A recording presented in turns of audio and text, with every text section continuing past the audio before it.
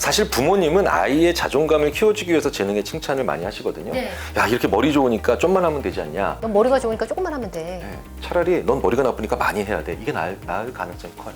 그럼 아이는 진짜 조금만 하려고 그래요. 대기자 TV. 교수님이 지금까지 보셨을 때 학습에는 여러 가지 요소들이 있을 거예요. 뭐 계획적인 부분, 동기적인 부분 여러 가지가 있을 텐데 그 중에서 생각하셨을 때 가장 중요한 요소는 뭐라고 생각하시는지요? 계획이랑 목표랑 착각하지 않는 게 제일 중요할 것 같아요. 계획이랑 목표. 네. 그러니까 우리가 이렇게 얘기하죠. 나 이번 주까지 수학 3장 끝낼 거야. 이건 계획이 아니에요. 목표예요.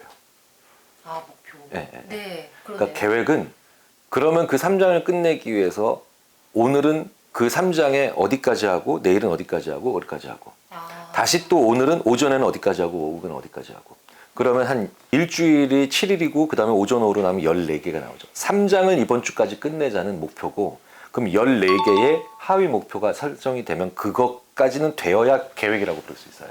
목표만 가지고 있고 계획을 안 가지고 있는 사람은 네네. 일단 3장까지 이번 주 다음 주 화요일까지 오늘이 만약에 화요일이라면 다음 주 화요일까지 한다. 일주일이 남죠. 그럼 월화는 또 놀아줄 수 있어요. 화수는 놀아줄 수 있어요. 화수는 놀아줄 수 있어요. 그리고 난 다음에 다음 주 화요일까지 3장을 끝내야 되는데 벌써 화수 놀았으니까 목요일쯤 되면은 슬슬 불안해지고 짜증이 나면 엄마한테 화를 내기 시작하죠. 그리고 금요일이 되면 뭐가 생각해요? 이젠 포기하자. 낙관적인 그럼 다음 일주일 한 주 더 하지 뭐. 네. 심지어 재수도 이렇게 하는 친구들 많잖아요. 네, 맞아요. 내년에 화끈하게 공부하자. 그러니까 이런 친구들이 대부분 목표만 가지고 있어서 이게 진도감이 없는 거예요. 그런데 그러니까 이런 친구들이 맨날 하는 게 폭망했다고 그러는 거죠. 예. 근데 14개를 가지고 있으면 폭망이라는 게 있을 수도 없어요. 그 중에 하나라도 하면 되죠. 하나라도 하면 7%예요. 아. 2개를 하면 14%예요. 그렇죠? 근데 사람이 참 재밌죠. 14%를 하면 21%까지 가고 싶어져요. 21%까지 가면 28%까지 가고 싶어져요.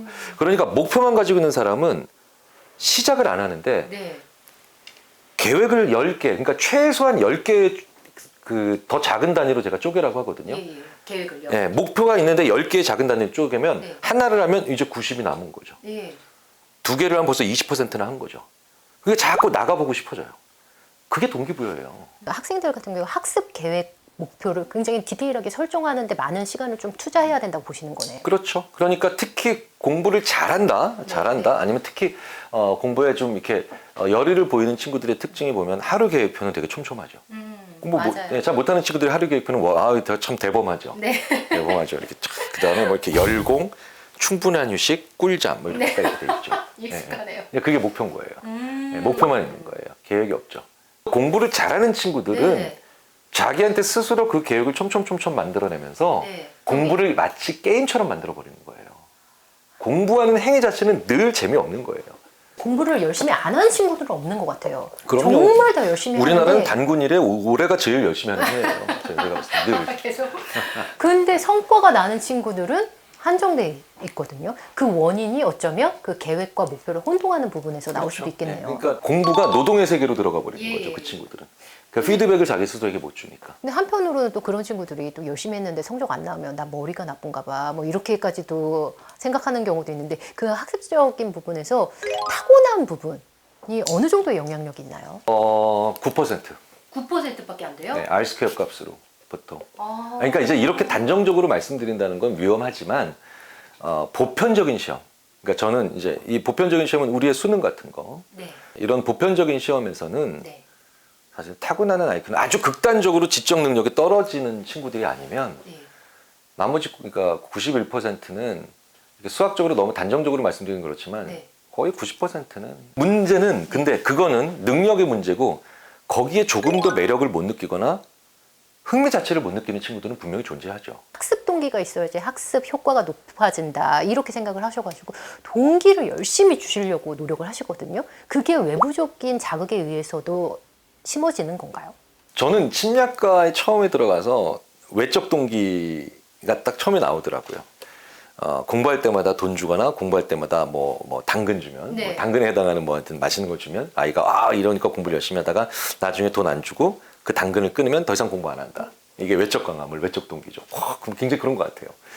그래서 그럼 왜 반대말은 내적이니까 내적은 뭐지? 딱 봤어요. 딱 봤더니 어이가 없어가지고 제가 그때 심리학과 그만두려고 그랬다니까요. 너무 어이가 없어서 거기 내적 동기가 뭐라고 돼 있냐면 공부의 진정한 의미를 알고 하는 거래요. 아 스스로.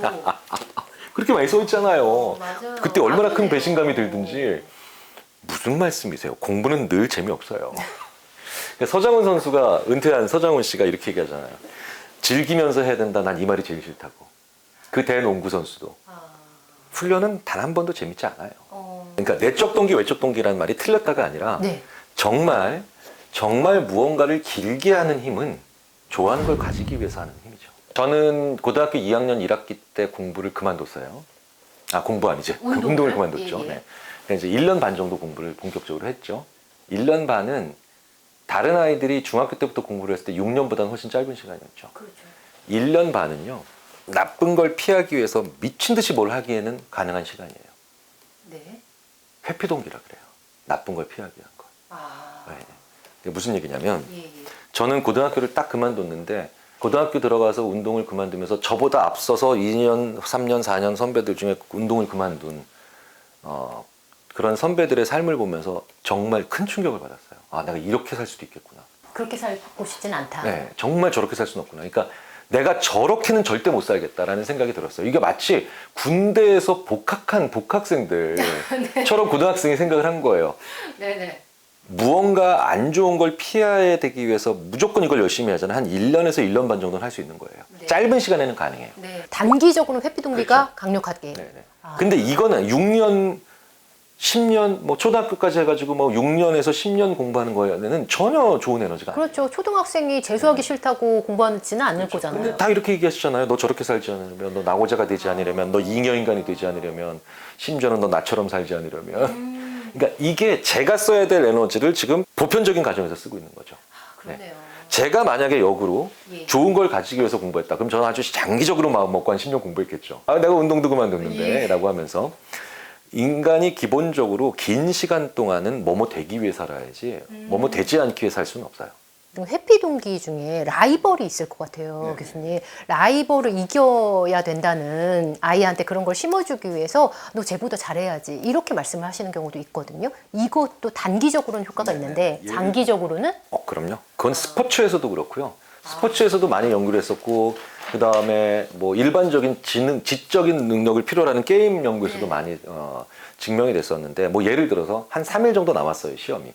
그때는 야 쟤보다는 나야 되지 않냐 뭐 이런 메시지에 힘을 쓸 수는 있겠지만 그런 메시지는 마치 약물처럼 내성이나 중독성이 있거나 이래서 금단 증상 다 이런 것들과 관련돼 있어서 오래 가할 수 있는 일은 아니에요. 아이가 가고 싶어하는 모습을 가지기 위해서 공부하는 게 전반적으로는 큰 톤이어야 되는 건 맞죠. 네. 그래서 왜 가끔 이런 얘기 하시잖아요. 뭐 대학의 멋진 캠퍼스를 보여주는 맞아요. 것도 있고 예. 옛날에 왜 가끔 이런 거 롤모델. 있었잖아요. 예, 30분 더 공부해라. 미래의 배우자의 얼굴이 바뀐다. 네, 진짜로 이걸 가지고 공부하는 친구들 꽤 많아요. 네. 유치하죠. 되게 유치하죠. 근데 이건 외모지상주의자가 아니에요. 외모지상주의가 아니라 그게 뭐뭐 되지 않기 위해서보다는 훨씬 나은 메시지라는 거예요. 네. 그러면 그거만 결국은 어디로 그게 회귀가 되느냐? 아이가 뭐 좋아하고 언제 가장 기뻐하는 모습을 보이느냐를 부모님이 알고 있어야 돼요. 부모님이 아이한테 잘못 말하는 경우 이렇게 해서는 안 되는데 부모님들 착각해서 이렇게 행동을 하는 것 중에 좀 찝어주실 부분이 있다면요? 뭐 대표적인 게 재능에 칭찬하는 거죠. 재능에? 노력에 칭찬 안 하시고. 사실 부모님은 아이의 자존감을 키워주기 위해서 재능에 칭찬을 많이 하시거든요. 네. 이렇게 머리 좋으니까 좀만 하면 되지 않냐. 넌 머리가 좋으니까 조금만 하면 돼. 네, 차라리 넌 머리가 나쁘니까 많이 해야 돼. 이게 나을 가능성이 커요. 물론 자존감은 좀 떨어지겠지만 물론 그렇다고 아이 머리가 나쁘다고 얘기하실 필요는 없죠. 근데 좋은 성적이 나왔을 때 네가 이렇게 열심히 해서 좋은 성적이 나오니까 너무 좋다라고 하는 부모님은 별로 없어요. 이렇게 네가 머리가 좋으니까 조금만 해도 되지 않냐. 그럼 아이는 진짜 조금만 하려고 그래요. 그리고 머리 좋다는 칭찬을 많이 받은 사람들이 학교에서뿐만 아니라 직장에서 보이는 아주 안 좋은 행태가 있어요. 내가 좀 노력을 했는데 일이 좀 안 풀릴 것 같다라는 느낌이 드는 순간 노력을 안 해요. 왜? 자기의 재능이 지금 평가절하되는 게 싫거든요. 두 번째가 바로 기질보다는 방법에 칭찬하셔야 돼요. 기질보다는 방법. 네. 이거 좀 설명해 주시죠. 이게 뭐냐면 예. 이제 이게 좀 일반적인 예를 들어드릴게요. 예. 제가 이제 직접 본 건데 네. 저희 아주대학교의 어떤 교수님 한 분이 금연을 했어요. 한 달 정도 금연을 했는데 두 분의 교수님이 계세요. 뭐 예를 들어서 박 교수님, 최 교수님. 네. 첫 번째 박 교수님은 이렇게 얘기합니다. 오, 김 교수 벌써 한 달 동안 금연을 하고 있었다며? 와, 의지의 한국인이야? 이러면 이 김 교수님이요. 금연하고 있는 김 교수님이 나 의지의 한국인 아니거든요. 네. 의지력은 그리고 언젠가 바닥이 나거든요. 그래서 계속해서 의지의 한국인이라고 나를 얘기해준 그분을 피해 다녀요. 내 의지가 바닥난 순간이 언젠간 있거든요. 아, 그렇구나. 예, 그쵸? 예. 근데 그 옆에 다른 최 교수님은 이렇게 칭찬을 합니다. 김 교수 똑같아요. 한 달 동안 금연하고 있었기 때문에 와 대단한데 여기까지는 똑같죠. 네. 방법이 뭐야? 방법이 뭐야라고 얘기하면 네. 그러면 자꾸 얘기하고 싶어져요. 그러네요. 내가 왜 한 달 동안 금연을 이렇게 잘하고 있었지? 그 김 교수는 한번 생각해 보죠. 그럼 그때 당시에는 바로 대답을 못 해도요. 네. 그 다음 날이나 다다음 날 그 최 교수님을 식당에서 봤을 때 자꾸 말을 하게 돼요. 최 교수님 아침에 물을 많이 드셔야 돼요. 그 점심 때 짠 거 많이 드시면 안 되고요. 네, 소맥 드시면 큰일 납니다. 네. 그러니까 자기가 왜 이걸 잘하고 있는지 모니터링을 하게 되죠. 아, 자기를 한번 돌아보는구나. 얘기하고 싶으니까. 그러니까 성적이 잘 나왔다 이럴 때 야 이번엔 무슨 방법? 야 방법이 뭐였니? 이러면 애가 이번엔 좀 낮에는 수학 위주로 공부한 것 같아 엄마. 뭐 이렇게 자꾸 얘기를 해. 맞든 틀리든. 그러니까 이게 기업에서 하면 그게 피드백 주는 전략 회의가 되는 거예요. 네. 그러니까 그런 대화를 서로 하는 건 인색해요. 굉장히 중요해요. 뭐 화두가 4차 산업혁명이잖아요. 부모님들 중에서도 4차 산업혁명에 대해 굉장히 익숙한데 4차 산업혁명에 맞는 아이로 키우는 거는 굉장히 어려운 미션이거든요. 여기에 대해서 좀 팁을 주신다면요. 스티브 잡스가 새로운 걸 발명한 게 아니죠. 원래 있었던 전화기, 원래 있었던 PDA, 원래 있었던 카메라를 남들과 다른 방식으로 합쳐볼 생각을 한 거죠. 예. 다램이랑 합칠 생각을 안 하고 예. 세탁기랑 합칠 생각을 안 하고 그걸 합쳤단 말이죠. 그러니까 그게 C가 나오는 사람들이죠. 그럼 그 C가 나오는 사람들이 바로 AI가 제일 못하는 일을 잘하는 사람들이겠죠. 새로운 걸 연결하고 멀리 떨어져 있는 걸 동떨어져 있는 걸 이어붙이는 능력을 유추라고 해요. 유추. 애널러지죠, 영어로. 되게 재밌는 건 수학, 과학, 뭐 영어, 심지어 영어 시험을 봐도 우리나라 학생들이 미국 학생들보다 점수가 높은데 네. 이 애널러지가 많이 떨어져요. 유추가. 왜 위대한 창조를 한 사람들은 아무 관련이 없는 시를 읽었을까? 이게 저희 인지심리학자들이 한 4, 50년 전에 고민거리였죠. 네. 풀리지 않는 의문이었어요. 네. 노벨 물리학상이든 노벨 화학상이든 왜 아니면 비즈니스든 아무 상관이 없는 시를 많이 읽었을까? 그림을 많이 그렸을까? 그러니까 은유가 많은 거죠. 네. 은유가 많이 들어가 있는 것들을 많이 경험하다 보니까 멀리 떨어져 있는 걸 이어붙여서 문제를 해결하는 게 뇌에서 이상한 일이 아닌 거예요. 은유를 많이 경험해야 예, 되는군요. 은유가 멀리 떨어져 있는 걸 이어붙이는 그렇죠, 거니까요. 그렇죠. 실제로 그래서 은유법이 많이 들어가 있는 문학 작품을 읽으면 뇌가 막 엄청나게 활동을 해요. 정말요? 살이 빠진다는 연구도 있어요. 살이 빠진다는. 끝으로 지금 뭐 4차 산업혁명이다, 공부 학습 격차다 여러 가지 요소 때문에 불안한 학부모님들이 굉장히 많으시거든요. 교수님의 멘트가 힘이 되실 것 같아요. 직업이 없어지는 게 아니라 그 직업 내에서 사람과 소통할 수 있는 사람이 남고 기계적으로 일한 사람이 도태되는 거라고요. 네. 그러니까 우리의 아이들이요. 지금 성적이 좀 맞지 않고 좀 만족스럽지 못하다 하더라도 우리 아이가 여전히 누군가와 대화를 할 수 있고 그리고 그 사람과 소통을 할 수 있는 사람이 있다면 우리 아이들은 언젠가는 자기 가치를 발현할 겁니다. 그러니까 너무 일찍 단기전의 마음으로 아이들을 보시지 않았으면 좋겠습니다. 그러면 조금 더 넓고 그 다음에 깊게 보시는 게 가능해지지 않을까 그런 생각을 감히 저도 한번 해봅니다.